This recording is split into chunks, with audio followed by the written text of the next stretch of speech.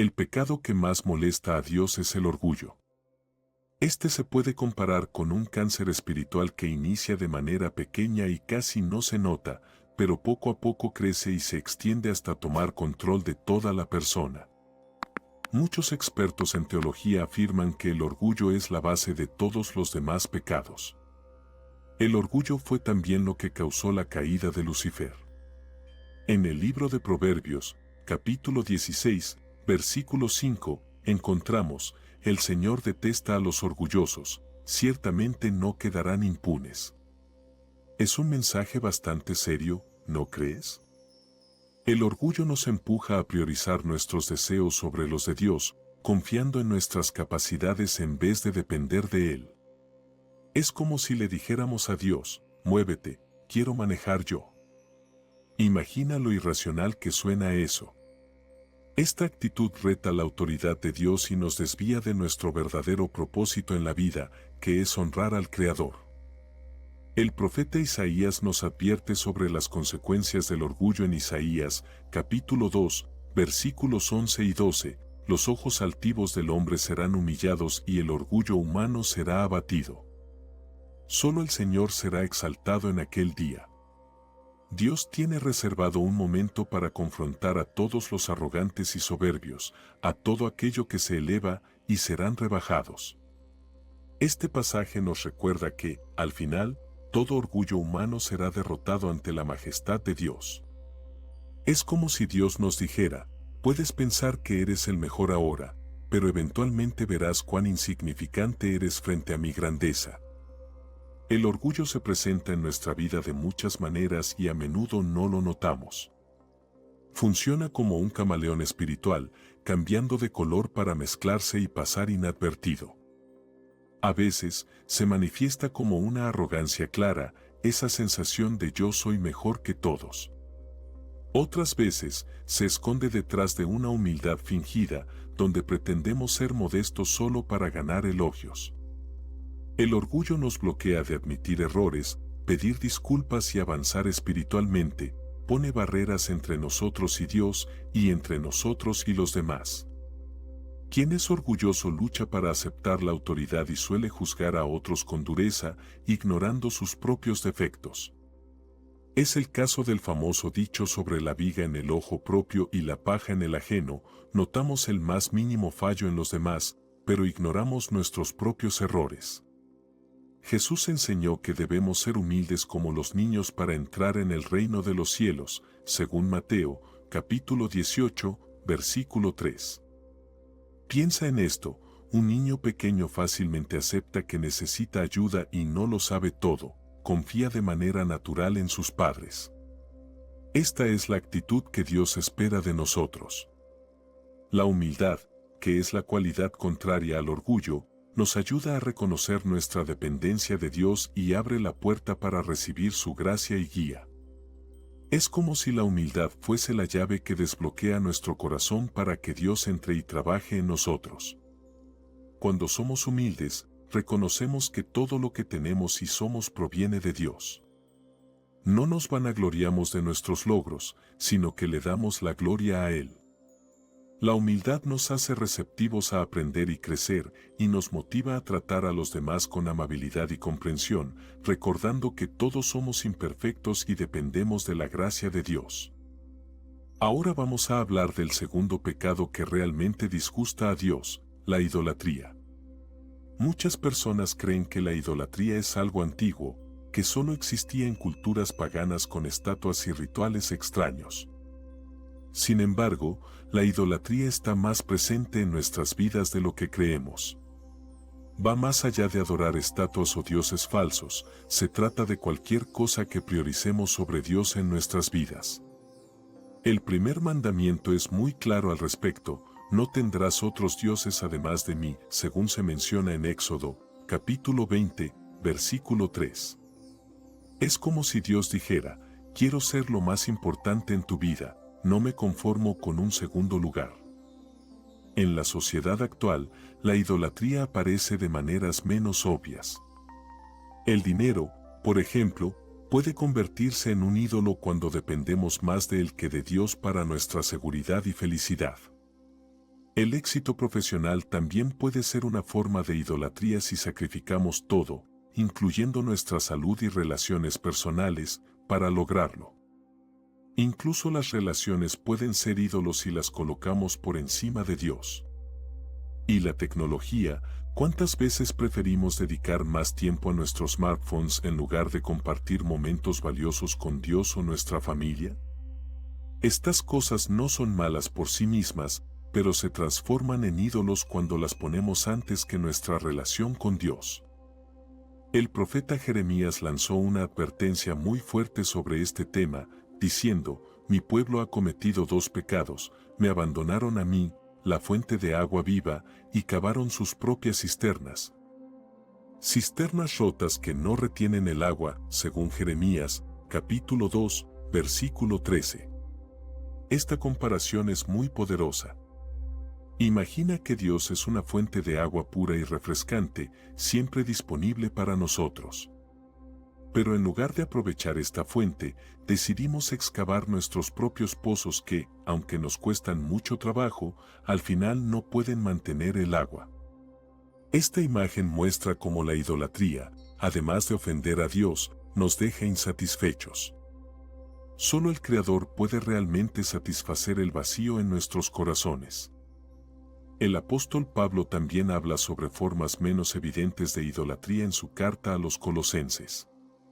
Aconseja: hagan morir, pues, todo lo que pertenece a la naturaleza terrenal de ustedes: inmoralidad, impureza, pasión, malos deseos y la avaricia, que es idolatría, en Colosenses, capítulo 3, versículo 5. Observa cómo Pablo incluye la avaricia en la misma categoría que la idolatría. Esto nos revela cómo nuestro anhelo excesivo por los bienes materiales puede transformarse en un tipo de adoración a ídolos falsos. Es como si el centro comercial se convirtiera en nuestro templo. Vamos allí buscando sentirnos completos y felices, pero al final salimos con las manos llenas y el corazón vacío. Combatir la idolatría requiere que revisemos nuestras prioridades constantemente. Es como hacer una limpieza espiritual de manera regular, despejando el polvo de nuestros valores y reorganizando lo que verdaderamente importa. Debemos renovar nuestro compromiso de buscar primero el reino de Dios, como Jesús nos enseñó en Mateo, capítulo 6, versículo 33. Esto significa poner a Dios al frente en todas las áreas de nuestra vida, nuestro tiempo, nuestros recursos, nuestros talentos, todo. Ahora, hablemos del tercer pecado que profundamente desagrada a Dios: la hipocresía. Si hay algo que realmente molestaba a Jesús, era la hipocresía. Dirigió algunas de sus críticas más severas hacia los hipócritas, en particular a los líderes religiosos de su tiempo que decían una cosa pero hacían otra. En Mateo, capítulo 23, versículos 27 y 28, Jesús usa una comparación bastante dura: ay de ustedes, maestros de la ley y fariseos, hipócritas. Son como sepulcros blanqueados, que lucen bien por fuera, pero por dentro están llenos de huesos y toda clase de suciedad.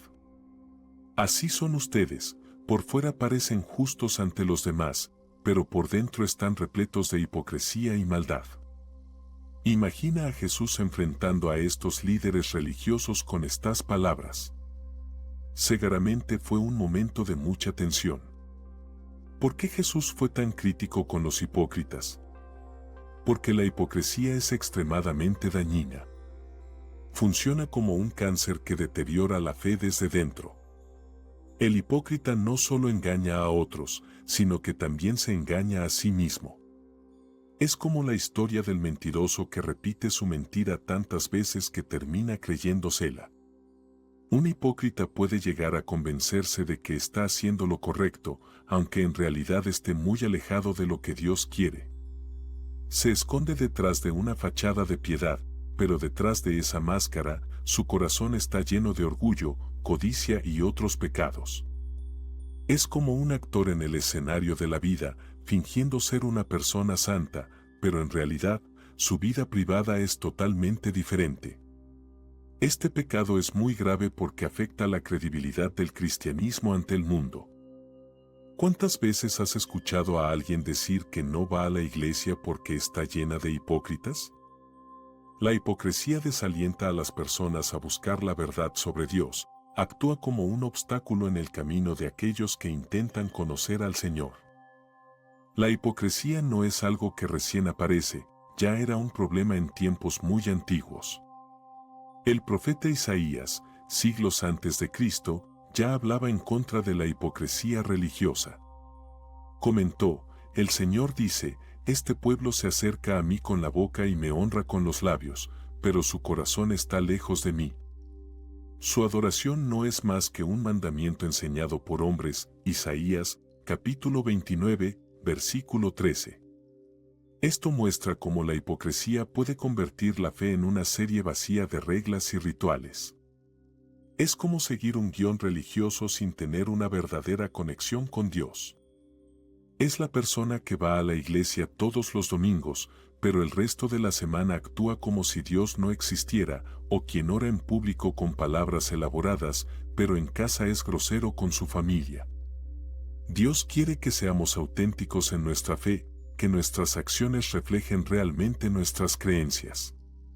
No sirve de nada hablar bonito si nuestras vidas no demuestran lo que decimos.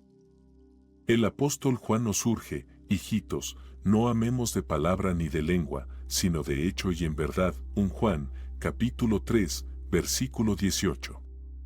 Este pasaje resalta la necesidad de una fe que se exprese en acciones reales, no solo en palabras vacías.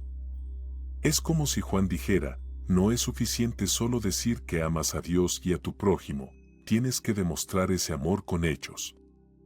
Para enfrentar la hipocresía, es crucial desarrollar integridad y transparencia en todas las facetas de nuestra vida. Esto significa comprometerse con la honestidad, aun cuando pueda ser incómodo.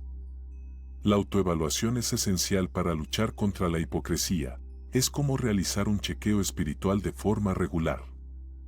El apóstol Pablo menciona esto en 1 Corintios, capítulo 11, versículo 28, diciendo, por tanto, examínese cada uno a sí mismo antes de comer del pan y beber de la copa. Aunque se refiere específicamente a la comunión en la cena del Señor, este principio es aplicable a toda nuestra vida cristiana. Ahora, vamos a abordar el cuarto pecado que realmente disgusta a Dios, la injusticia. La Biblia contiene numerosos versículos que destacan el amor de Dios por la justicia y su desprecio por aquellos que cometen injusticias, especialmente contra los más vulnerables. La injusticia, para Dios, es como una ofensa personal. En Isaías, capítulo 1, versículo 17, Dios ordena, aprendan a hacer el bien, busquen la justicia, reprendan al opresor, defiendan al huérfano, aboguen por la viuda. Esto no es solo un consejo, es una directriz clara de Dios. La injusticia puede tomar muchas formas en nuestra sociedad. Es como un camaleón malicioso que cambia de color para adaptarse a diferentes situaciones. Puede manifestarse como explotación económica, cuando las empresas ofrecen salarios bajos o explotan a sus trabajadores, discriminación racial, cuando las personas son tratadas diferente debido a su raza. Desatención hacia los pobres, cuando ignoramos el sufrimiento de los menos afortunados, o corrupción en los sistemas legales y políticos, cuando las leyes se manipulan para favorecer a los poderosos a costa de los débiles. El profeta Amós fue particularmente crítico con la injusticia social en su época. En Amós, capítulo 5, versículos 21 a 24, declaró en nombre de Dios, aborrezco y desprecio sus fiestas religiosas, no puedo soportar sus asambleas. Aunque me traigan holocaustos y ofrendas de cereal, no los aceptaré. Aunque me ofrezcan los mejores sacrificios de comunión, ni siquiera los miraré. Aleja de mí el ruido de tus canciones, no escucharé la música de tus arpas. Pero que fluya el derecho como las aguas y la justicia como arroyo inagotable. Este es un mensaje poderoso, es como si Dios dijera, no me interesan tus rituales religiosos vacíos. Lo que quiero es ver justicia continua y constante en la sociedad. Dios se preocupa profundamente por cómo nos tratamos unos a otros, en especial a los que están marginados y oprimidos. Cada acto de injusticia es como una herida en el corazón de Dios. En Miqueas, capítulo 6, versículo 8, encontramos un mensaje claro: ya se te ha declarado lo que es bueno, ya se te ha dicho lo que de ti espera el Señor, practicar la justicia, amar la misericordia y humillarte ante tu Dios. Este pasaje es como una guía de lo que Dios espera de nosotros. Parece sencillo, ¿no? Practicar la justicia, amar la misericordia y caminar humildemente con Dios. Sin embargo, aunque es fácil de entender, no siempre es fácil de implementar. Jesús también subrayó la importancia de la justicia en sus enseñanzas. La parábola del buen samaritano, que encontramos en Lucas, capítulo 10, versículos 25 a 37, es un ejemplo perfecto. En esta historia, Jesús muestra que amar al prójimo significa actuar con compasión y justicia, sin importar las diferencias sociales o culturales. Es como si Jesús dijera: mira, tu prójimo no es solo aquel que piensa como tú o que es parte de tu círculo, tu prójimo es cualquier persona que necesita ayuda, incluso alguien a quien normalmente considerarías un enemigo. Para luchar contra la injusticia, no basta con no ser injustos nosotros mismos, también debemos promover activamente la justicia donde podamos influir. El apóstol Santiago nos ofrece una advertencia seria sobre la necesidad de actuar contra la injusticia. En Santiago, capítulo 4, versículo 17, dice: así que comete pecado todo el que sabe hacer el bien y no lo hace. Este versículo nos hace pensar. No es que Santiago nos diga: mira, no puedes quedarte al margen, si sabes lo que está bien y no actúas, también estás pecando. Esto nos recuerda que ignorar la injusticia también es un pecado ante los ojos de Dios. Es como el caso de alguien que ve a otra persona ahogándose y no hace nada para ayudar. Aunque no empujó a la persona al agua, su falta de acción contribuyó a la tragedia. Del mismo modo, cuando vemos injusticias y no actuamos, somos cómplices de esas injusticias. Por eso es crucial que estemos alerta y listos para actuar. A veces, enfrentar la injusticia puede parecer tan desalentador como intentar vaciar el océano con un balde. Sin embargo, debemos recordar que cada acción justa, por más pequeña que sea, cuenta. Pensemos en la historia del niño que arrojaba estrellas de mar al océano. Un hombre le dijo que su esfuerzo era inútil, que no podía marcar la diferencia para todas las estrellas de mar en la playa. El niño tomó otra estrella, la lanzó al mar y respondió: para esa estrella de mar hice la diferencia. De la misma manera, cada acto de justicia que realizamos, cada vez que defendemos a alguien tratado injustamente, cada vez que utilizamos nuestros recursos para ayudar a quienes lo necesitan, estamos haciendo una diferencia. Y esas acciones individuales, acumuladas, pueden generar grandes cambios en nuestra sociedad. Ahora, hablemos del quinto pecado que profundamente desagrada a Dios: la falta de perdón. El perdón es un tema central en el cristianismo. Jesús habló mucho sobre la importancia del perdón, hasta el punto de incluirlo en la oración que enseñó a sus discípulos. En el Padre Nuestro, decimos: perdónanos nuestras deudas, así como nosotros perdonamos a nuestros deudores. Mateo, capítulo 6, versículo 12. Es interesante observar cómo Jesús conecta directamente el perdón que recibimos de Dios con el perdón que damos a los demás. Es como si dijera: mira, si quieres recibir el perdón de Dios, debes estar dispuesto a perdonar a otros. La parábola del siervo despiadado en Mateo, capítulo 18, versículos 21 a 35, muestra claramente cómo Dios ve a quienes, después de recibir perdón, no perdonan a otros.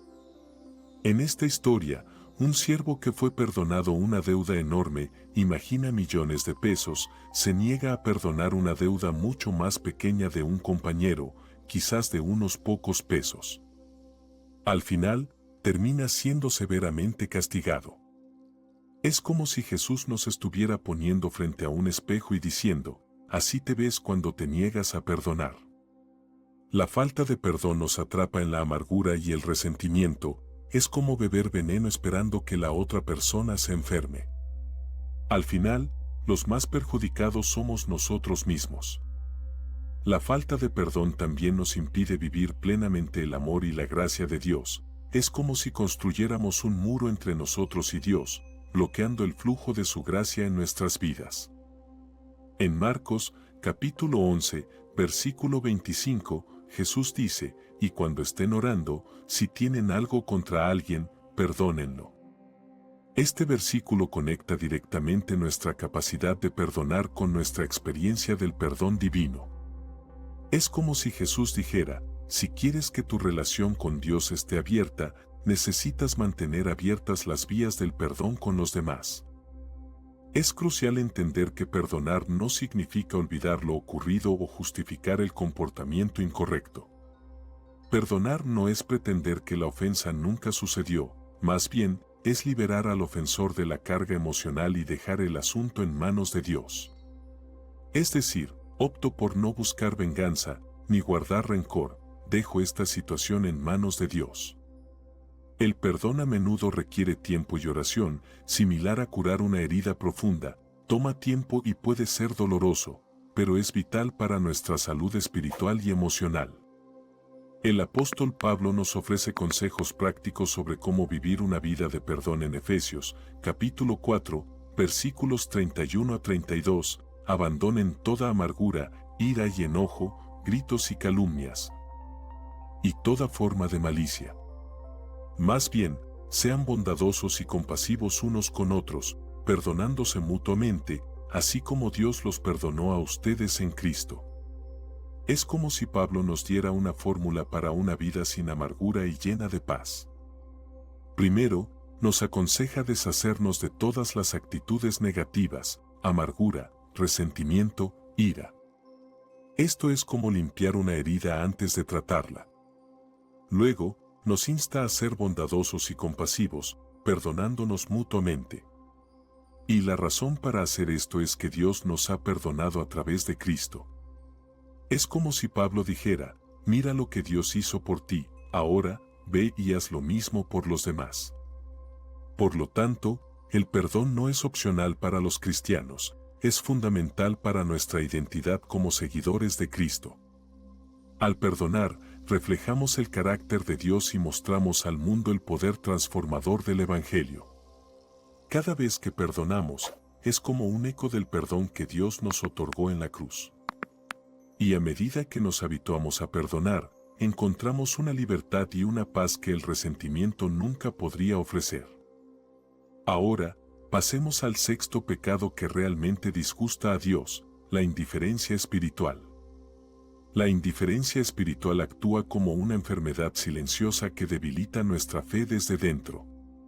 Ocurre cuando nos volvemos apáticos respecto a nuestra fe, perdiendo el entusiasmo y la pasión por Dios y su palabra. Es como si nuestra fe se volviera templada, ni fría ni caliente. Interesantemente, Jesús critica duramente esta actitud.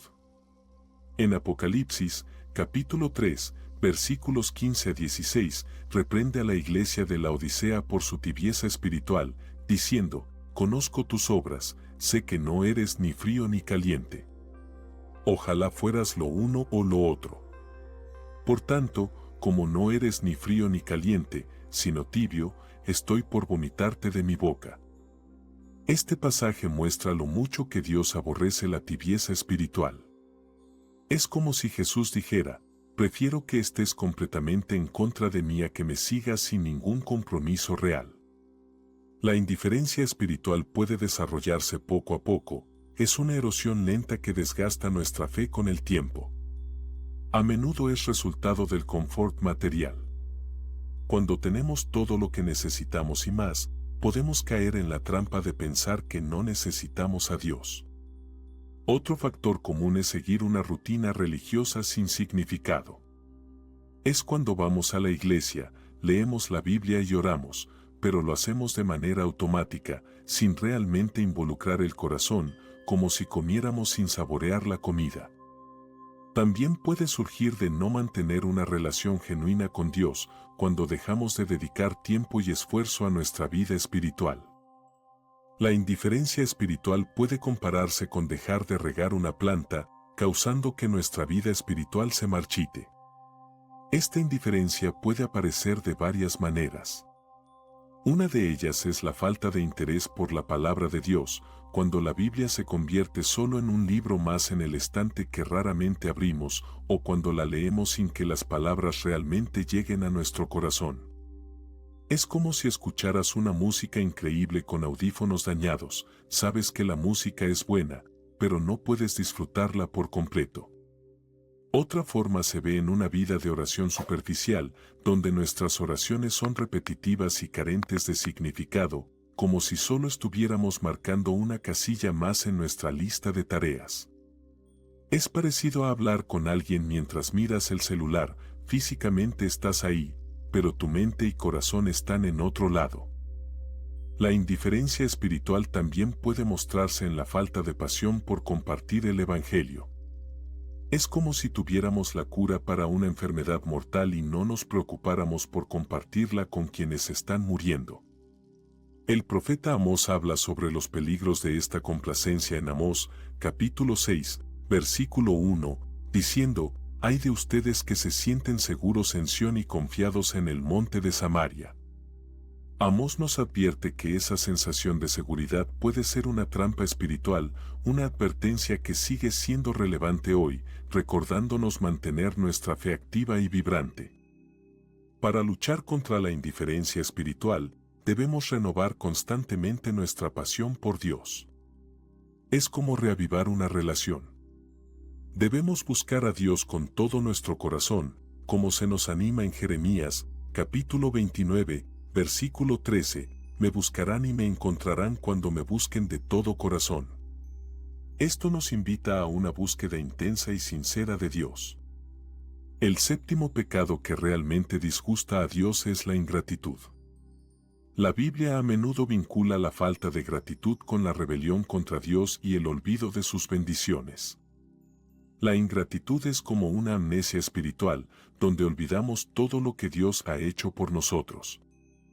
En Romanos, capítulo 1, versículo 21, Pablo habla de aquellos que, aunque conocían a Dios, no lo glorificaron ni le dieron gracias, y terminaron perdidos en sus pensamientos inútiles y con el corazón endurecido. Este pasaje muestra que la ingratitud es uno de los primeros pasos hacia el alejamiento de Dios, abriendo la puerta a muchos otros pecados. Piénsalo un momento. Cuando empezamos a dar por sentado lo que Dios nos da, es fácil caer en la trampa de pensar que merecemos esas bendiciones, que son solo el resultado de nuestro esfuerzo. Y desde ahí, es un pequeño paso para empezar a confiar más en nosotros mismos que en Dios. La historia del pueblo de Israel en el Antiguo Testamento está llena de ejemplos de cómo la ingratitud desagrada a Dios.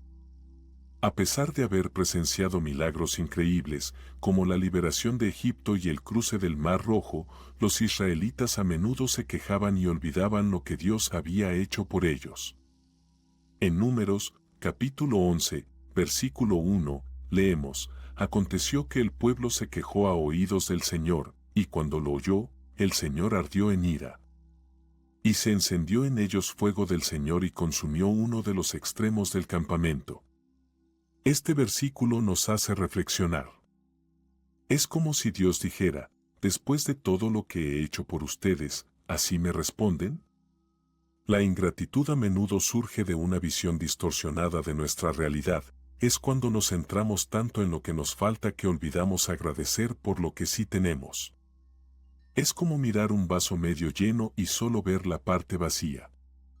En Deuteronomio, capítulo 8, versículos 11 a 14, Moisés advierte al pueblo de Israel sobre este riesgo: «Cuídate de no olvidarte del Señor tu Dios, dejando de cumplir sus mandamientos, sus decretos y sus estatutos que yo te ordeno hoy, no sea que, cuando hayas comido y te hayas saciado, y hayas construido buenas casas y habitado en ellas, y cuando tus vacas y tus ovejas se multipliquen, y tu plata y oro se multipliquen, y todo lo que tengas se multiplique, entonces tu corazón se enorgullezca y te olvides del Señor tu Dios, que te sacó de la tierra de Egipto, de la casa de servidumbre.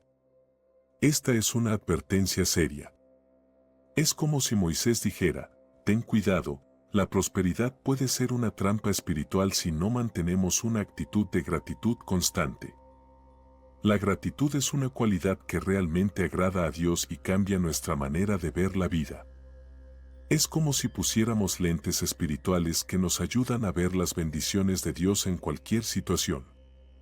En 1 Tesalonicenses, capítulo 5, versículo 18, se nos dice: ten gracias en todo, porque esta es la voluntad de Dios para ustedes en Cristo Jesús. Fíjate que no dice por todo, sino en todo.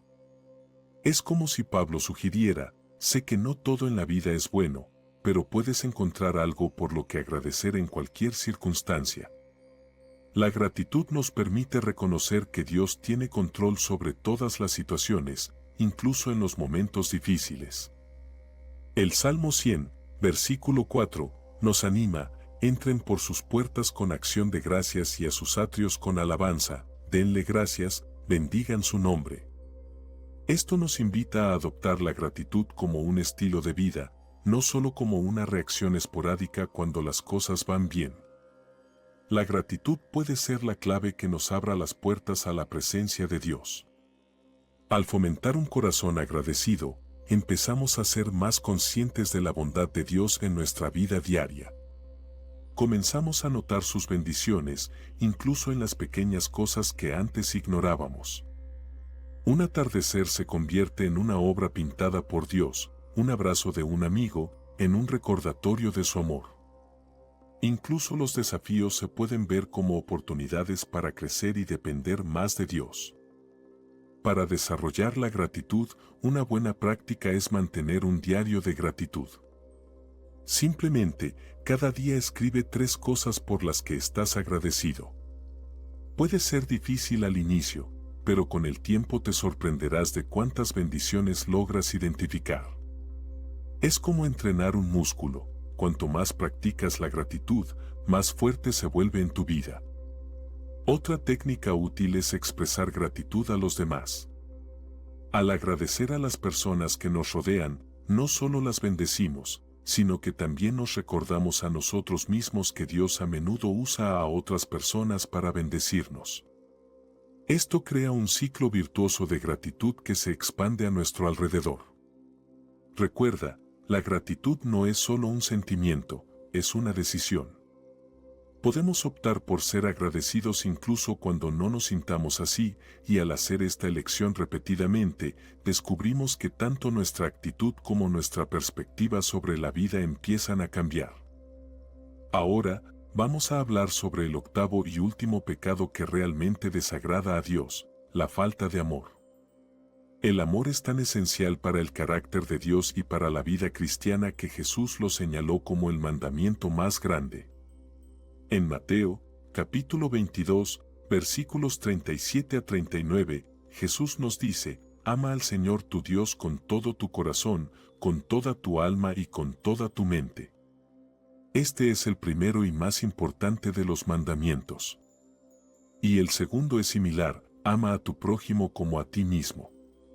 Es impresionante que, de todos los mandamientos, Jesús destacó el amor como el más crucial. Es como si estuviera diciendo: si no entiendes nada más, asegúrate de entender esto: ama a Dios y ama a las personas. Por lo tanto, la falta de amor es una transgresión seria contra la voluntad de Dios, es ir en contra de la propia naturaleza de Dios, que es amor. El apóstol Pablo también enfatiza la suprema importancia del amor en 1 Corintios 13, especialmente en el versículo 1: si hablo en lenguas humanas y angelicales, pero no tengo amor, no soy más que un metal que resuena o un platillo que hace ruido. Pablo usa esta poderosa comparación para decir que, sin amor, todas nuestras acciones y dones espirituales son inútiles, es como tener un auto impresionante pero sin gasolina, puede lucir bien, pero no te llevará a ningún lado. En este capítulo, Pablo también describe lo que realmente significa el amor. Dice que el amor es paciente, amable, no envidia, no es arrogante, no es orgulloso, no actúa con rudeza, no busca su propio interés, no se irrita fácilmente, no guarda rencor, no se deleita en la maldad, sino que se regocija con la verdad. Es un retrato detallado de cómo debería ser el amor en acción.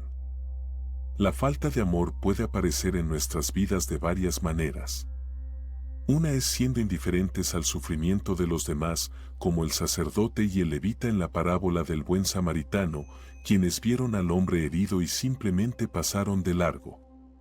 Otra manera es juzgando severamente a otros, siendo rápidos para condenar y lentos para mostrar misericordia. Es como si olvidáramos que todos somos pecadores salvados por gracia. También podemos mostrar falta de amor siendo insensibles al dolor ajeno, tal vez porque estamos demasiado enfocados en nuestros propios problemas. Es como usar lentes oscuros todo el tiempo, perdemos la capacidad de ver los colores vibrantes de la vida a nuestro alrededor. El egoísmo es otra forma de falta de amor, es cuando priorizamos nuestros propios intereses sobre todo y todos. Es vivir como si solo existiéramos nosotros. En casos extremos, la falta de amor puede manifestarse como odio y prejuicio, cuando discriminamos a las personas basándonos en su raza, nacionalidad, estatus social o cualquier otra característica superficial. Es como construir muros en lugar de puentes entre nosotros. Jesús advirtió que en los últimos días el amor de muchos se enfriará, según Mateo 24:12. Esta es una advertencia seria, indicando que la falta de amor es una señal de alejamiento de Dios. Es como un termómetro espiritual, cuando el amor se enfría, algo no está bien en nuestra relación con Dios. El apóstol Juan subraya cuán grave es la falta de amor en 1 Juan 4:20, si alguien dice, amo a Dios, pero odia a su hermano, es un mentiroso, porque el que no ama a su hermano a quien ha visto, no puede amar a Dios, a quien no ha visto. Este versículo nos obliga a reflexionar. No es posible separar el amor por Dios del amor por los demás, ambos están conectados. Para fomentar el amor que agrada a Dios, debemos reconocer que el amor divino es la fuente de todo amor verdadero. Juan escribe en 1 Juan 4:19, nosotros amamos porque Él nos amó primero. Cuanto más comprendemos y experimentamos el amor de Dios por nosotros, más capacitados estamos para amar a otros. Esto crea un ciclo virtuoso, cuanto más amor recibimos de Dios, más amor tenemos para dar. Pablo ora por los efesios para que puedan comprender plenamente el amor de Cristo, que excede todo conocimiento, para que sean llenos de la plenitud de Dios, según Efesios 3, 17-19. El amor cristiano no es solo un sentimiento, sino una elección activa de buscar el bien de los demás. Es como un músculo que necesita ejercicio regular para fortalecerse.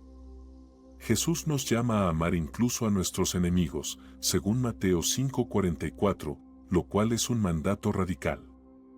Este tipo de amor refleja el corazón de Dios y su amor por nosotros, mostrado en la cruz. Es un amor que va más allá de lo cómodo o natural, desafiando nuestras tendencias humanas y elevando nuestro estándar. Para mantener este tipo de amor, necesitamos estar constantemente conectados a la fuente de amor, que es Dios. Esto implica pasar tiempo en oración, meditando en la palabra de Dios y buscando la guía del Espíritu Santo. También significa practicar actos concretos de amor, incluso cuando no tengamos ganas. Es elegir perdonar, ser amable y servir a los demás. A medida que practicamos este amor, descubrimos que no solo transforma a quienes nos rodean, sino también a nosotros mismos. Es como si el amor de Dios fluyera a través de nosotros, moldeándonos en su imagen. La gracia y la misericordia de Dios son más grandes que todas nuestras fallas. Pablo asegura en Romanos 5:20 que donde abunda el pecado, superabunda la gracia. Esto no significa que podamos pecar deliberadamente esperando el perdón de Dios, como aclara en Romanos 6:1. Esto no es una licencia para pecar, sino una invitación a vivir una nueva vida, motivada no por el miedo al castigo sino por la gratitud por lo que Dios ha hecho por nosotros. Así, obedecemos a Dios no por miedo, sino porque lo amamos y queremos agradarle, como un niño que obedece a sus padres por amor y no por temor al castigo. Que podamos crecer en el conocimiento y amor de Dios, luchando contra estos pecados y viviendo vidas que reflejen su gloria y amor al mundo.